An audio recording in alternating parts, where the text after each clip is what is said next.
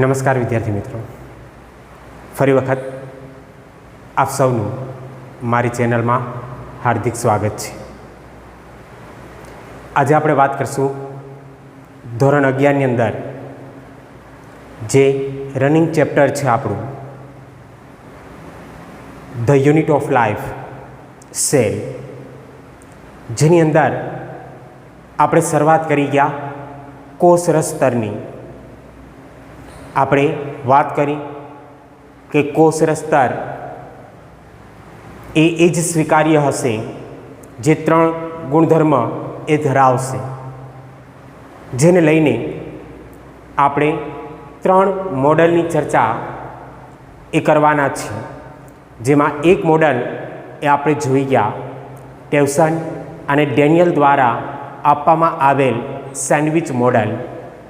આજે આપણે બીજા મોડલની ચર્ચા એ કરશું અને એ છે એકમ પટલ સંકલ્પના ધરાવતું મોડલ. જોઈએ, શરૂઆત કરીએ પ્લાઝ્મા મેમ્બ્રેનની. વાત કરશું આપણે કોષ રસ સ્તર અને કોષ રસ સ્તરની અંદર એકમ પટલ સંકલ્પના ધરાવતું મોડલ. એકમ પટલ સંકલ્પના ધરાવતું મોડલ. અને ખાસ કરીને આ જે મોડલ છે, જેમ આપણે અગાઉ એક મોડલ જોઈ ગયા સેન્ડવિચ મોડલ, જે ટેવસન અને ડેનિયલ દ્વારા આપવામાં આવેલું હતું, એવી જ રીતના આ મોડલની રજૂઆત એ રોબર્ટસન દ્વારા કરવામાં આવી હતી. ફરી એકવાર કહું છું કે આ મોડલની રજૂઆત એ રોબર્ટસન દ્વારા કરવામાં આવી હતી. એટલે અહીંયા સૌથી પહેલો પોઈન્ટ એ આપણે દર્શાવશું કે એકમ પટલ સંકલ્પના ની રજૂઆત એ રોબર્ટસન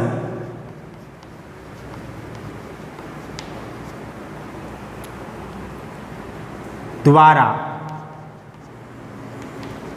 કરવામાં આવી હતી. રોબર્ટસન દ્વારા એની રજૂઆત એ કરવામાં આવી હતી આ વૈજ્ઞાનિક દ્વારા. હવે ખાસ કરીને અહીંયા આપણે જ્યારે આ એકમ સંકલ્પનાની જે ક્રિયા છે એ જોશું, ત્યારે અમુક મુદ્દા આપણે એને સરખાવશું. કોની સાથે? તો કે સેન્ડવિચ મોડલ સાથે. એમાં સરખાપણું શું છે અને એમાં જુદાપણું શું છે, એમાં સામ્યતા શું છે અને એમાં અલગપણું એ શું છે, જેની ચર્ચા એ આપણે આ ટોપિકની અંદર કરશું. તો અહીંયા સૌથી પહેલો પોઈન્ટ એ આપણે લેશું કે એકમ પટલ સંકલ્પના અને સેન્ડવિચ મોડલની અંદર જોવા મળતી સામ્યતાઓ, સમાનતા કઈ, સરખાપણું એ કયું, સિમિલારિટી એ કઈ કઈ છે કે જે આપણે દર્શાવી શકીએ. અને પોઈન્ટ પહેલો આપણે એ જ લેશું. પોઈન્ટ એકદમ સહેલો છે, તમે સરળતાથી આ પોઈન્ટને સમજી શકશો. પણ જે ડિફરન્ટ ક્રિયા છે અને જે સિમિલારિટીની જે ક્રિયા છે એ જાણવી એ આપણા માટે જરૂરી છે. એટલે જોઈએ, અહીંયા આપણે પોઈન્ટની શરૂઆત કરશું અને પોઈન્ટ એ રહેશે એકમ પટલ સંકલ્પના અને સેન્ડવિચ મોડલ વચ્ચે જોવા મળતી સમાનતાઓ. કઈ એવી સમાનતાઓ છે કે જે આ બંને મોડલ વચ્ચે જોવા મળે છે? એકમ પટલ સંકલ્પના અને સેન્ડવિચ મોડલ આ બંને વચ્ચે જોવા મળતી કઈ એવી સમાનતાઓ છે કે જે આપણે અહીંયા દર્શાવી શકીએ? તો સૌથી પહેલી સમાનતા એ છે કે એકમ પટલ સંકલ્પના હોય કે સેન્ડવિચ મોડલ હોય, બંનેની અંદર કોષ રસ્તર એ પ્રોટીન અને ફોસ્ફોલિપિડનું બનેલું હોય છે. વિદ્યાર્થી મિત્રો, આ પોઈન્ટ એ ધ્યાન રાખજો કે કોષ રસ્તર એ પ્રોટીન અને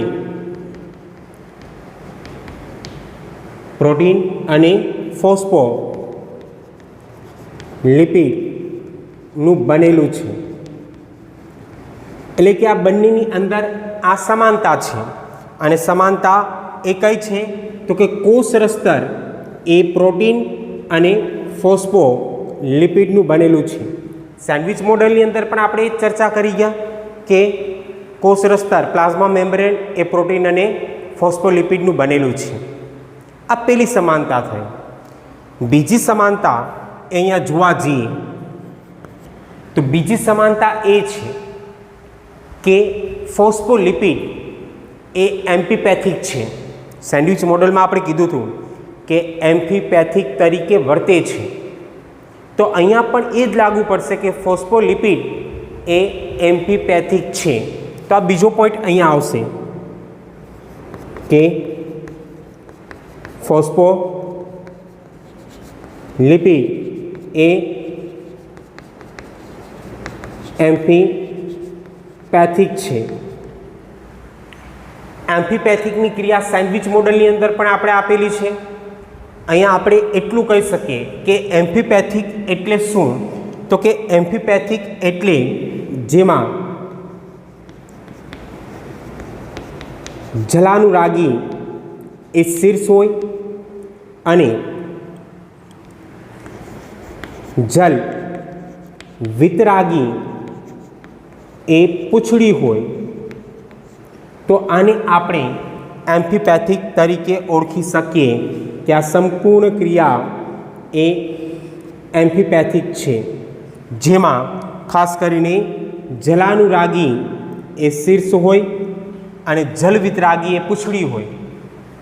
ત્યારે આપણે એ બાબતને ક્લિયર કરી શકીએ કે હા, એ એમ્ફીપેથિક છે. હવે ત્રીજી સામ્યતા એ અહીંયા જોવા જઈએ તો ત્રીજી સામ્યતા એ છે કે અહીંયા પણ જે પ્રોટીન અને લિપિડની ગોઠવણી છે એ સેન્ડવિચ મોડલ જેવી જ છે. વિદ્યાર્થી મિત્રો, આ પોઈન્ટ એ ધ્યાન રાખજો કે અહીંયા પણ જે પ્રોટીન અને લિપિડની ગોઠવણી છે એ સેન્ડવિચ મોડલ જેવી જ છે. એટલે સેન્ડવિચ મોડલ જેવી જ એની ગોઠવણી એ થયેલી છે. એટલે અહીંયા ત્રીજો પોઈન્ટ આવશે કે પ્રોટીન અને લિપિડની ગોઠવણી સેન્ડવિચ મોડલ જેવી જ. જેમ સેન્ડવિચ મોડલની અંદર પ્રોટીન અને લિપિડની ગોઠવણી થયેલી છે કે બહાર તરફ પ્રોટીન હોય, અંદર તરફ લિપિડ હોય, બહાર પ્રોટીન અંદર લિપિડ, એવી જ રીતના અહીંયા એકમ પટલ સંકલ્પનાની અંદર પણ ગોઠવણી એ કંઈક આવી જોવા મળતી હોય છે. તો આ ત્રણ એવી બાબતો હતી જે સમાનતા એ દર્શાવે છે, સિમિલારિટી. હું ફરી એકવાર રિપીટ કરું છું કે સૌથી પહેલી સમાનતા એ કઈ? તો કે કોષ રસ્તર એ પ્રોટીન અને ફોસ્ફોલિપિડનું બનેલું છે, જે સૌથી પહેલી સમાનતા છે. બીજી સમાનતા તો કે ફોસ્ફોલિપિડ એ એમ્ફીપેથિક છે કે જેમાં જલાનુરાગી શીર્ષ હોય અને જલ વિતરાગી એ પૂંછડી હોય. આ બીજો પોઈન્ટ. અને ત્રીજો પોઈન્ટ કે પ્રોટીન અને લિપિડની ગોઠવણી એ સેન્ડવિચ મોડલ જેવી જ છે. તો આ ત્રણ પોઈન્ટ એવા છે જે સમાનતા દર્શાવે છે. હવે એને લઈને આપણે ભિન્નતા જોઈ જુદાપણું એ જોઈએ કે હવે આ બંનેમાં જુદાપણું શું છે, બંને એકબીજાથી અલગ એ કઈ રીતના પડે છે. તો એને અનુસરીને અહીંયા આપણે પોઈન્ટ દર્શાવીએ કે એકમ પટલ સંકલ્પના અને સેન્ડવિચ મોડલમાં જોવા મળતી ભિન્નતા અથવા જુદાપણું કે કઈ એવી ભિન્નતા છે કે જે આ બંને વચ્ચે જોવા મળે છે. ખાસ તમારા માટે આ પોઈન્ટ એક અગત્યનો રહેશે કે આ પોઈન્ટ આપણા માટે અગત્યનો છે કે આ બે વચ્ચે જુદાપણું શું છે, ડિફરન્ટ ક્રિયા એ કઈ છે એ આપણે અહીંયા જોઈ શકશું. તો અહીંયા સૌથી પહેલો પોઈન્ટ એ આપણે દર્શાવશું અને પોઈન્ટ આપણા માટે સૌથી અગત્યનો છે. એકમ પટલ સંકલ્પનાની અંદર આવેલ પ્રોટીન, ધ્યાન રાખજો વિદ્યાર્થી મિત્રો, એકમ પટલ સંકલ્પનાની અંદર આવેલ પ્રોટીન એ બીટા તંતુમય હોય છે. આ સૌથી પહેલો પોઈન્ટ કે અહીંયા પ્રોટીન એ બીટા તંતુમય હોય છે. બીટા તંતુમય હોય છે. કેવા શું માગે છે આ પોઈન્ટ? તો અહીંયા આકૃતિ દ્વારા આપણે એ પોઈન્ટને સમજીએ કે કેવા શું માગે છે. અહીંયા જ્યારે તમે કોષરસ્તરની ક્રિયા એ જોશો તો તમને એ પોઈન્ટ ક્લિયર થઈ જશે. જો અહીંયા આપણે દર્શાવશું કે ખાસ કરીને આવી રીતના પ્રોટીન આવેલ હશે બહારની તરફ આ રીતના પ્રોટીન એ આવેલા હશે. આવી રીતના પ્રોટીન જોવા મળશે, એક આ તરફ અને એક આ તરફ, કે બંને તરફ આવી રીતના પ્રોટીન એ જોવા મળશે. અને આ જે પ્રોટીન એ આપણે જોઈએ છે એ તંતુમય છે, જેને આપણે બીટા તંતુમય તરીકે ઓળખી શકશું. બીટા તંતુમય તરીકે આપણે એને ઓળખી શકશું કે અહીંયા જોવા મળતો આ જે ભાગ છે એ પ્રોટીનનો છે અને પ્રોટીન એ બીટા તંતુમય સ્વરૂપે જોવા મળે છે. આકૃતિથી તમે ક્લિયર થઈ જશો કે હા, તંતુમય સ્વરૂપે પ્રોટીન એ આવેલ છે. અને અંદરના ભાગે આપણે એ દર્શાવી શકશું કે અંદરના ભાગે આવી રીતના જોવા જઈએ તો લિપિડ એ જોવા મળશે. અને એ લિપિડ કે જેમાં ઉપરનો ભાગ એ શીર્ષનો રહેશે અને નીચેનો ભાગ એ પૂંછડીનો જોવા મળતો હશે. આવી રીતના લિપિડ એ ગોઠવાયેલ હશે. અહીંયા પણ ખાસ કરીને એ જ રીતના લિપિડ એ આવેલ હશે કે આવી રીતના જોવા જઈએ તો અહીંયા પણ લિપિડની ગોઠવણી એ કંઈક એવી જ રીતના થયેલી હશે કે શીર્ષ અને પૂંછડીનો ભાગ એ જોવા મળતો હશે. તફાવત કેટલો છે? તફાવત એટલો છે કે ખાલી પ્રોટીન એ બીટા તંતુમય સ્વરૂપે છે. સેન્ડવિચ મોડલની અંદર જે પ્રોટીન આવેલું હતું એ પ્રોટીન કંઈક આવું હતું.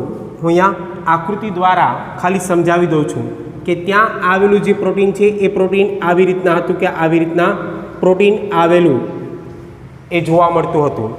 અને એને સાથે સંકળાયેલ ભાગ એ આવી રીતના લિપિડનો હતો કે આવી રીતના લિપિડ એ જોવા મળતું હતું. અહીંયા જે પ્રોટીન હતું સેન્ડવિચ મોડલમાં એ ગોળાકાર હતું. એટલે અહીંયા તમે કહી શકો કે અહીંયા જે આવેલું પ્રોટીન છે એ ગોળાકાર છે. ક્યાં? સેન્ડવિચ મોડલમાં. અને એ ગોળાકાર ભાગને તમે કહી શકો કે આલ્ફા ગોળાકાર હતું અથવા એક ગ્લોબ્યુલર પ્રોટીનનું બનેલું છે, એ પણ ખોટું નથી કે ગ્લોબ્યુલર પ્રોટીનનું બનેલું હતું. આલ્ફા ગોળાકાર, અહીંયા બીટા તંતુમય હશે. ડિફરન્ટ એટલો છે બંનેમાં. આ પહેલો તફાવત જે આપણે અહીંયા દર્શાવી શકીએ. બીજો તફાવત એ જોવા જઈએ તો અહીંયા આપણે બીજો તફાવત એ દર્શાવશું અને એ તફાવત છે કોષ રસતરની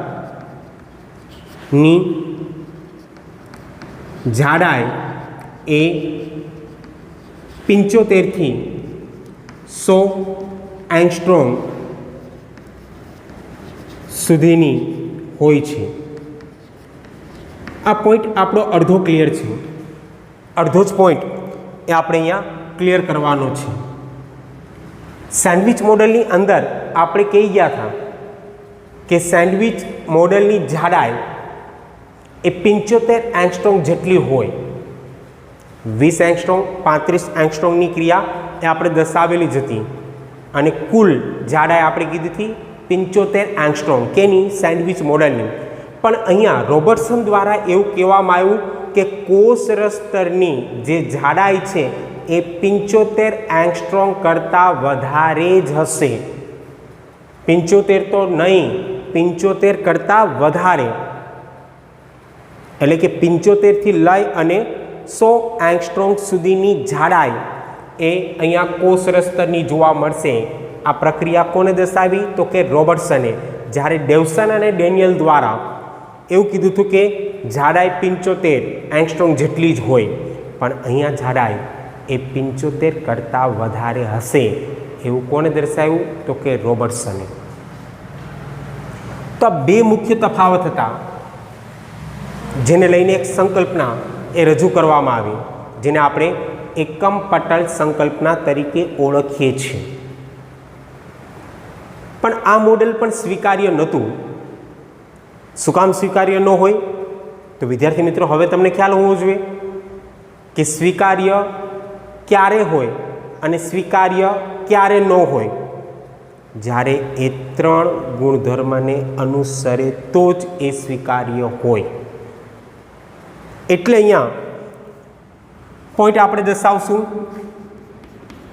કે જો કોષ રસતરના ગુણધર્મોની વાત કરીએ, અહીંયા એકમ પટલ સંકલ્પનાની અંદર કોષ રસતરના જો ગુણધર્મની વાત એ કરવામાં આવે તો એના જે ગુણધર્મ છે બિલકુલ સેન્ડવિચ મોડલને મળતા આવે છે. કોઈ ગુણધર્મમાં ફેર છે જ નહીં, એ મળતા જ આવે છે. એમાં સૌથી પહેલો જે ગુણધર્મ છે એ આપણે અહીંયા દર્શાવી શકશું કે ચરબી દ્રાવ્ય કે લિપિડ દ્રાવ્ય અણુ માટે પ્રવેશી. સેન્ડવિચ મોડેલમાં પણ આપણે એ જ કીધું હતું કે ચરબી દ્રાવ્ય કે લિપિડ દ્રાવ્યના અણુઓ છે આ મોડેલમાંથી સરળતાથી પસાર થઈ શકે છે. હા, થઈ શકશે. પ્રોટીનમાંથી પસાર થઈ જાય, હેડના ભાગમાંથી પસાર થઈ જાય, જે ટેલનો ભાગ છે પૂંછડીનો એમાંથી પસાર થઈ જાય, કારણ કે ચરબી દ્રાવ્ય છે. એ બધા ભાગમાંથી પસાર થઈ શકશે. એટલે ચરબી દ્રાવ્ય કે લિપિડ દ્રાવ્ય અણુઓ છે એના માટે પ્રવેશશીલ રહેશે. પણ અહીંયા બીજો પોઈન્ટ એ આપણે દર્શાવી શકશું કે પાણીના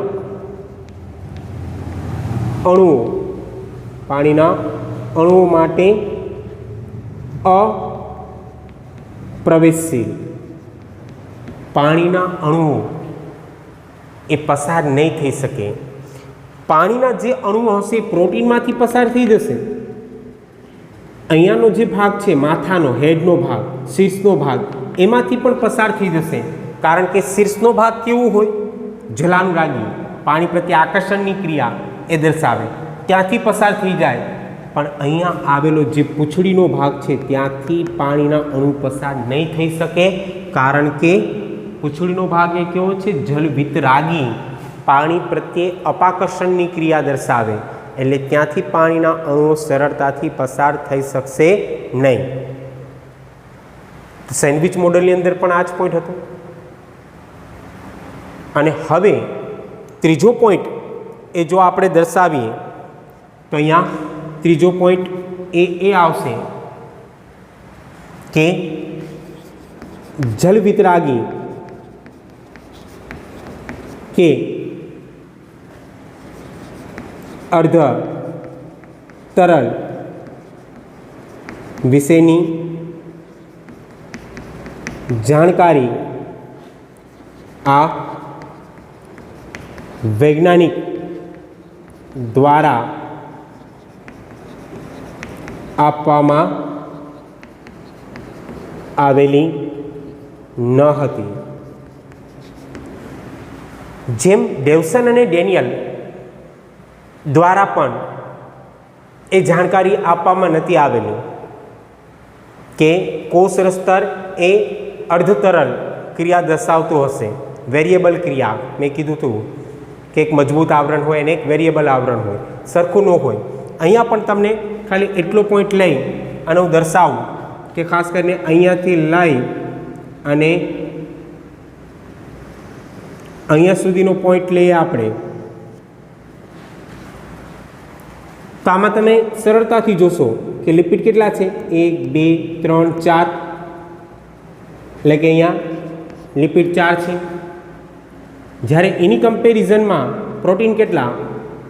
તો કે 1 2 3 4 5 6 6 છે. 6/4 બરાબર. 6:4નો રેશિયો એ જોવા મળે. તે દર્શાવે છે કે વેરિયેબલ છે, સરખું નથી. ખ્યાલ આવે છે તમને? તો હંમેશા કોષરસ સ્તરે વેરિયેબલ જ હોવું જોઈએ. એ વેરિયેબલ જ હોય, એક મજબૂત આવરણ તરીકે ન હોય. એટલે એ જોવા મળે છે વેરિયેબલ ક્રિયા, જલવિતરાગી ક્રિયા કે અર્ધતરલ ક્રિયા, સેમીફ્લુઇડ ક્રિયા એ જોવા મળે છે.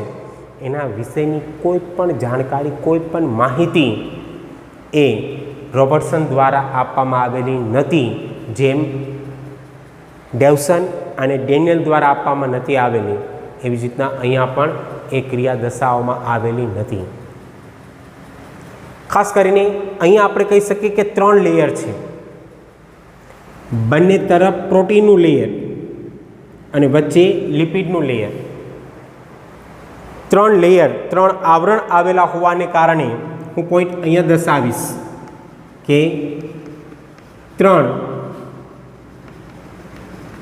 આવરણોથી આવરિત આ બંને મોડલ. સેન્ડવિચ મોડલ કયો કે એકમ પટલ સંકલ્પના મોડલ કયો, આ બંને મોડલ એ 3 આવરણોથી આવરિત છે. અને આવરિત હોવાને કારણે એને ટ્રાય લેમિનાર મોડલ તરીકે આપણે ઓળખી શકીએ. આ નીડ બેઝ માટે ખાસ ધ્યાન રાખજો કે આવા મોડલને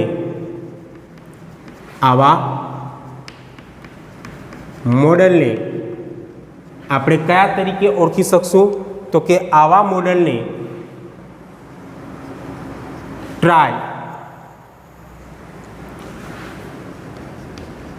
લેમિનાર મોડલ તરીકે ઓળખવામાં આવશે. અને આ પોઈન્ટ એ નીડ બેઝ માટે એક અગત્યનો રહેશે કે આવા મોડલને ટ્રાય લેમિનાર મોડલ તરીકે ઓળખવામાં આવશે. તો એકમ પટલ સંકલ્પના મોડલ એ પણ સ્વીકાર્ય નથી. અને જેને અનુસરીને હવે આપણે ત્રીજા મોડલ તરફ જશું, અને એ મોડલ જેને આપણે ફ્લુઇડ મોઝેક મોડલ કહીએ છીએ, જેની ચર્ચા એ આપણે નેક્સ્ટ લેક્ચરની અંદર કરશું. આજનો પોઈન્ટ અહીંયા સુધી જ રાખશું. આશા રાખું કે પોઈન્ટ એ તમને ગમ્યો હશે, ઘણી બધી માહિતી એ તમને પ્રાપ્ત થયેલી હશે. જો મારી ચેનલ ઉપર તમે નવા હોય તો મારી ચેનલને સબસ્ક્રાઈબ કરજો, આગળ નવા બાળકોને શેર કરજો, જેથી કરીને જેને ખાસ કરીને નીટ બેઝની તૈયારી કરવી છે એને આવા ટૉપિક એ પ્રાપ્ય થાય. અને લાઈક એ જરૂરથી કરી દેજો. Thank you. ધન્યવાદ.